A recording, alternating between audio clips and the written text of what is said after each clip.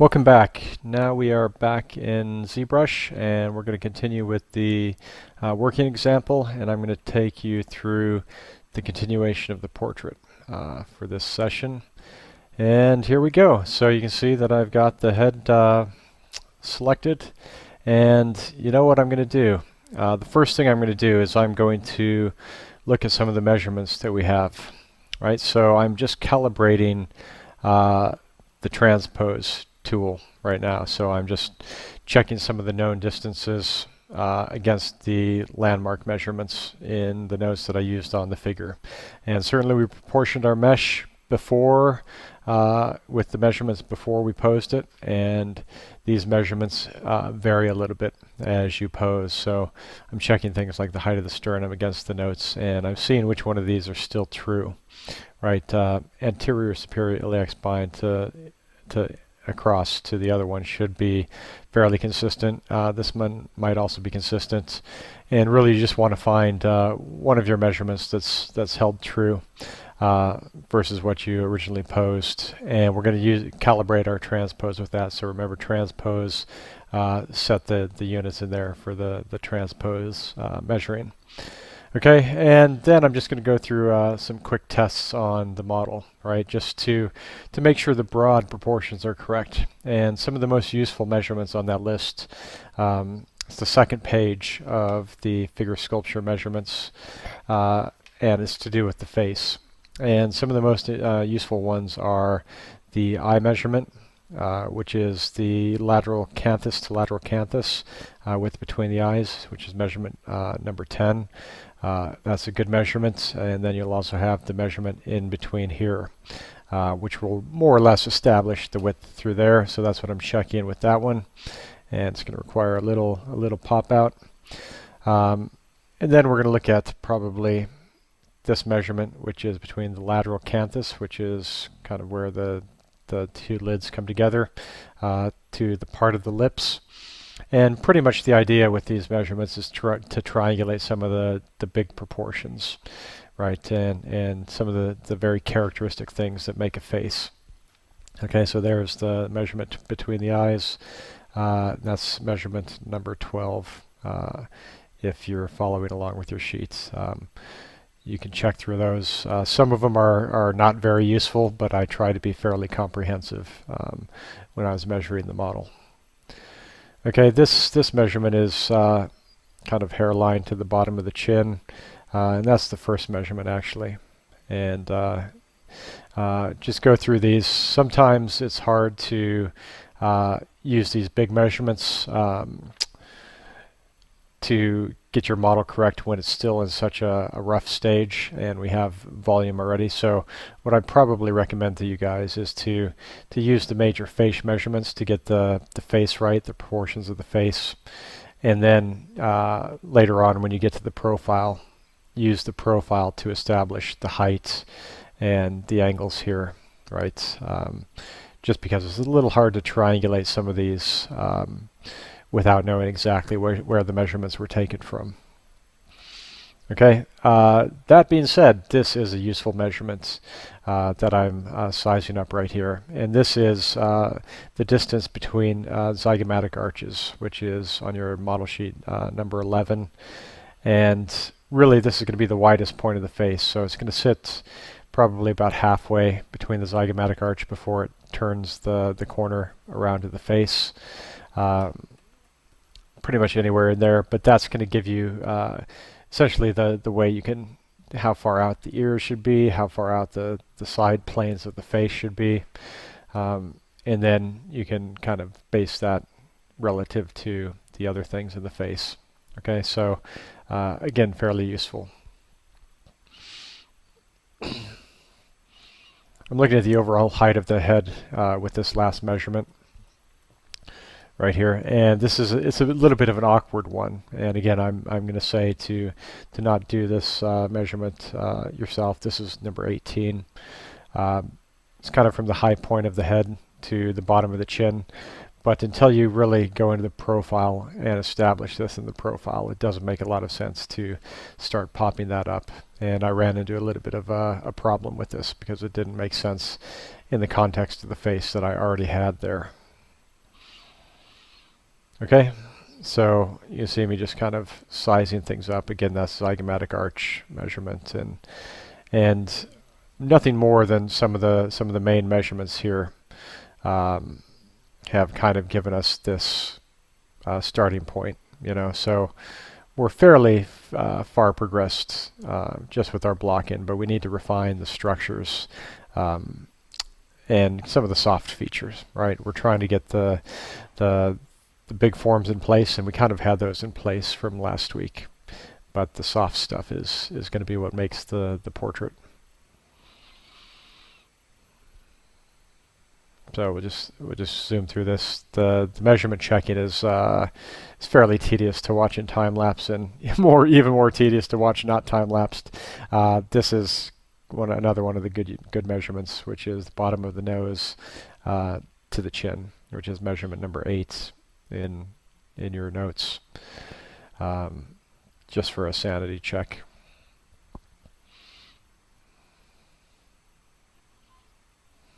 Now into the features a little bit, refining the nose.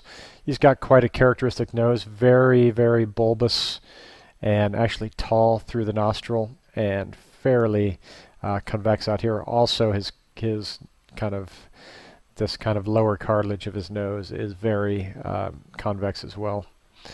Right, so pretty much he's got a heavy set nose, and that's one of the main characteristics. On his lips, in profile, you can notice a little inflection as it gets down to the lips, and that's what I'm capturing there.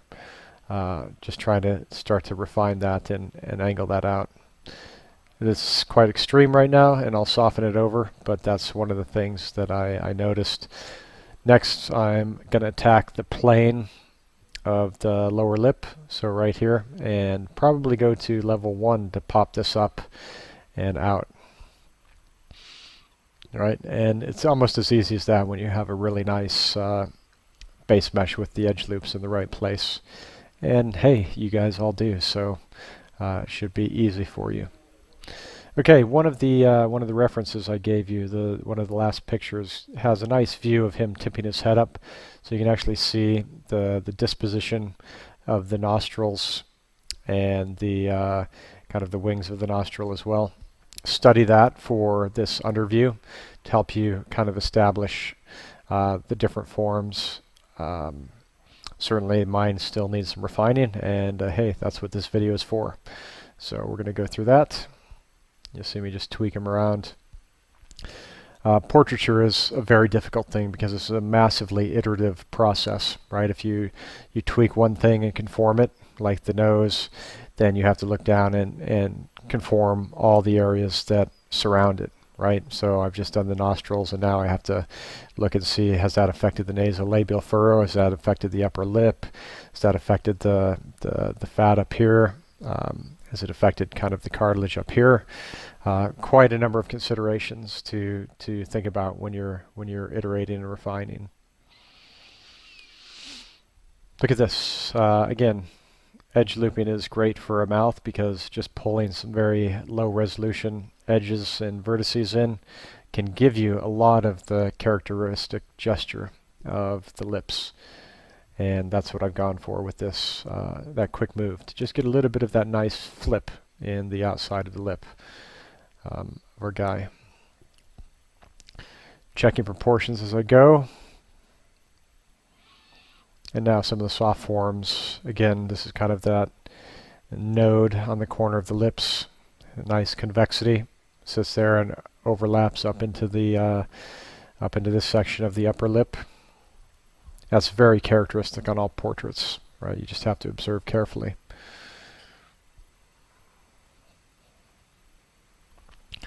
Whenever you see the transpose line pop up, guess what? Yep, I'm probably measuring something. But you'll see, after a little bit, I stopped doing that because I get more confident that we're in the ballpark at least, and then I'll refine when I kind of really try to nail the profile.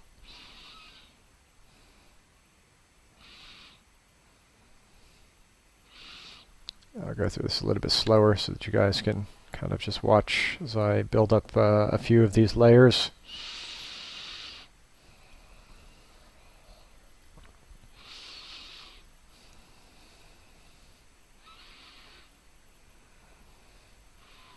So again, these are kind of small things when you get to it, but it's all about creating the right transitions between planes. You know, you have a big plane on the side of the lip here, and it kind of starts to go convex here.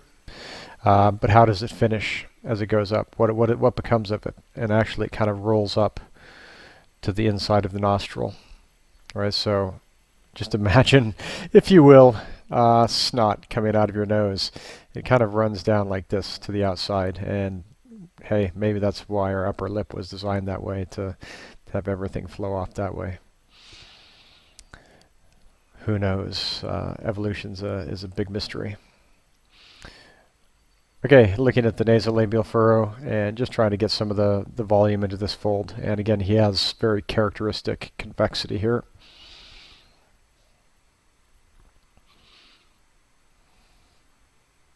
Some of the wrinkles in his chin, his jaw, or his head is slightly retracted, right? It's tipped down a little bit against the neck, so this is all compressed in here. And we're starting to get these folds radiating up. And also it makes the back angle of the jaw go really soft, right? So I don't want to see people with a big superhero jaw coming out, because all of this is covered by skin. And actually there's a little salivary glands that's back here as well. So all this has gone soft. And it's just a very subtle plane change as a result. Okay, roughly trying to build up some symmetry. And yes, you guys will notice that I'm sculpting everything twice.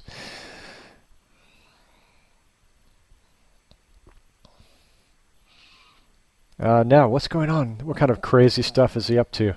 Well, I've started to look at the head in the context of the body, and thinking it's a little bit large, so I'm just doing a quick visual check of the head against the body, just trying to size up the idea of head measurements based on Richet's proportions. If you remember from the anatomy course, people who have been on it, 7.5 heads, this is how I do it. I tear a head off and just start to stack them up. I'm not going to go too far with this though, so I just kind of decide, yeah, it's cool. I'll adjust it later. It's a little hard to appreciate without the hair on, and I haven't conformed the skull entirely yet.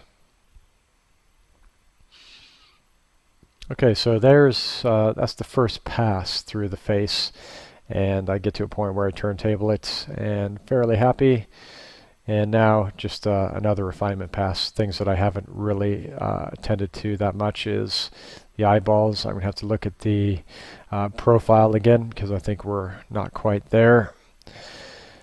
And I'm just going to quickly block in some of the neck region. All right, so going up the back, trapezius, you just saw me block in the sternocleidomastoid down here. And really I just want to get some of the volume in the surrounding areas correct.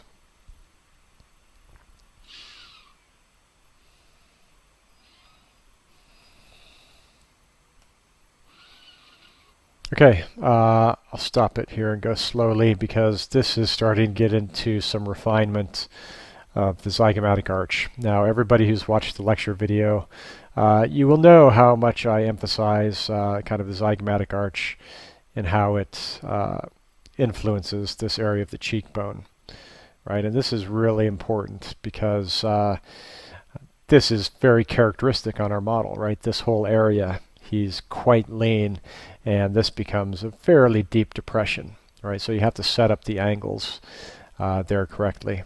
And you can see I'm actually digging in to this area right now to make it the right kind of downward facing plane. So orbit to downward facing plane, and then bam, across this this convexity of the fat pad, and back down to the nasolabial furrow, right? So yes, very important, the zygomatic arch and the zygomatic bone.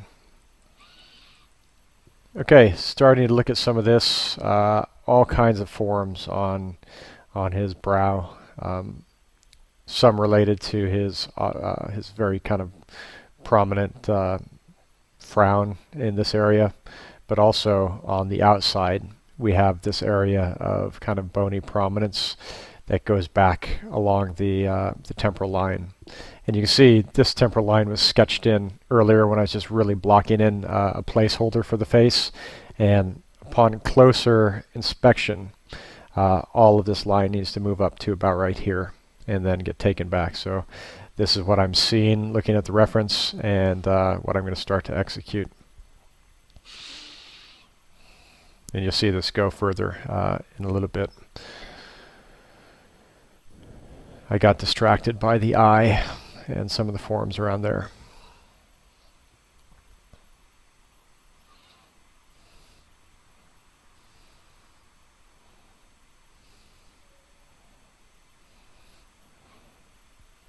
Sometimes my eyes will just see something that irritates me, and I'll be like, I have to resolve that right now. And that's what happens when when you see me jumping around. I try to be good and focused for you guys so that it doesn't look schizophrenic, but occasionally I can't help myself.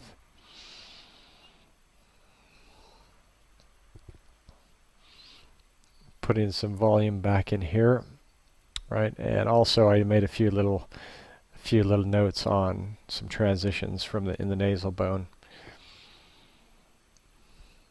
Not big things. So as I do this, don't go crazy with any of these things, but just observe subtly for yourself and see what's happening. This is back to the area that I was talking to a minute ago.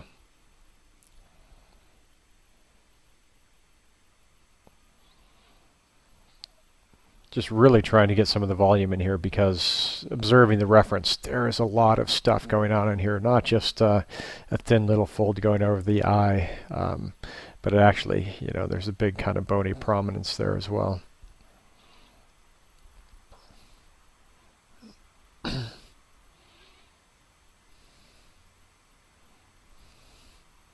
Okay, in here you'll see this little bit that I'm going into now. My nasolabial furrow, I'm starting to refine this, and the thing about it is that it's coming right in line. It's kind of contacting right in here initially, but what I'm going to do is I'm going to take it up and fold it a little ways away from the edge of the nostril, because the edge of the nostril is, there's a bit of space in there in our model, right? So don't have them just lying over top of each other, and don't have it as just a super strong line.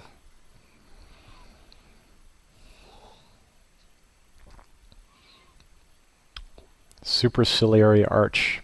Go back to the lecture video if you need another explanation of what that is.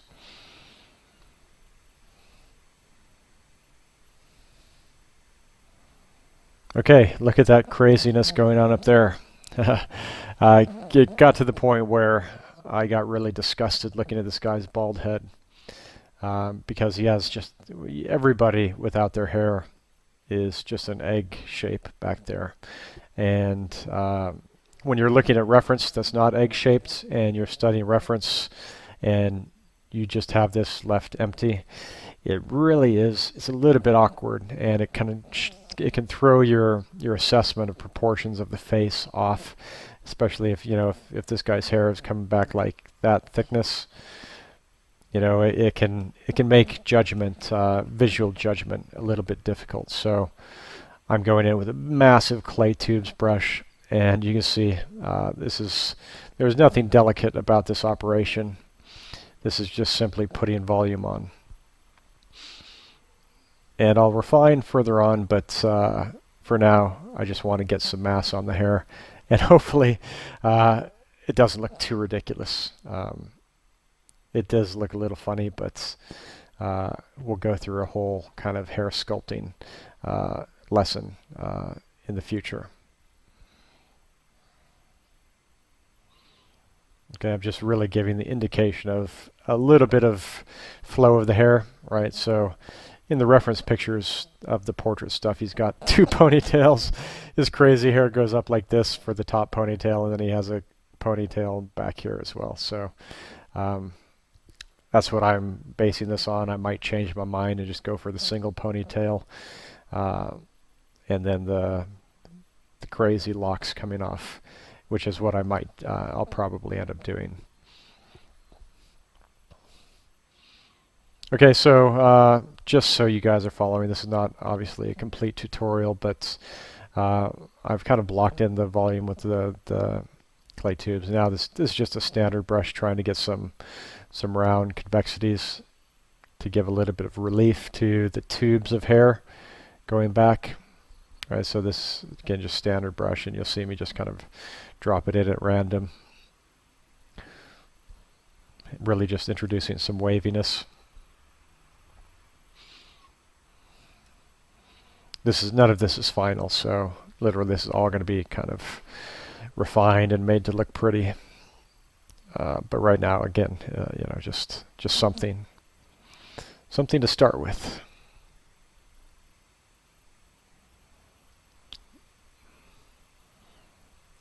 Now I feel a little bit better. You know, you can look at this after a very short hair blocking session. You can look at this contour and kind of feel a little bit more confident that you're looking at a head that's going to eventually have a mat of hair. It also gives better assessment of things like the fall off of the frontal bone and areas like that. A quick, ridiculous turntable.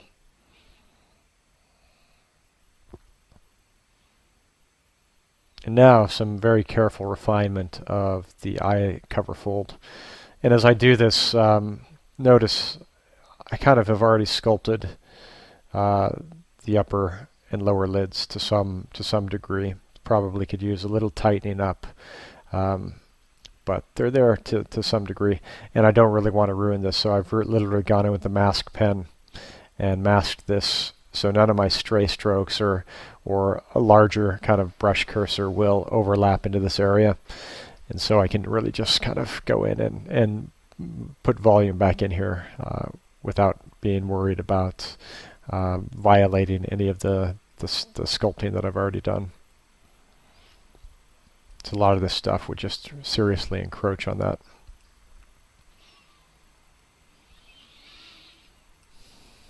Okay, so you can kind of see this convex volume and a little bit of the temporal line going back.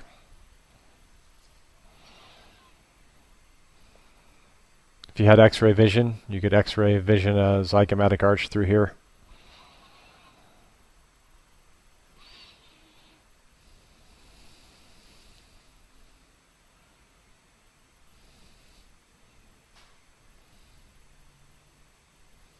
Okay, this is a big move, just a couple actual frames in this time lapse, but I've noticed, kind of assessing the reference again, that his zygomatic arch is really far back, is really long compared to the overall proportion of his face and his head. And so what I'm going to do is I'm just going to, his face has good construction, but this intermediate area is just too big. Partly related tipping his head down, but also just an overall structural thing. Remember from the lecture video, he's tall in profile and not wide. So this is literally going to be a mask select and then a big move brush to pull it back. Get his face and back like that. And so just even something simple like that gives me a better angle here. It gives me a better distance here, and gives me a better distance here. All right, so a couple critical things to do with the face on this guy especially.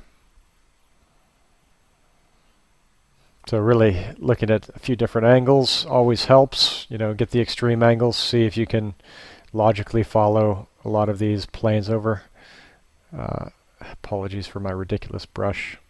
Here we go, up.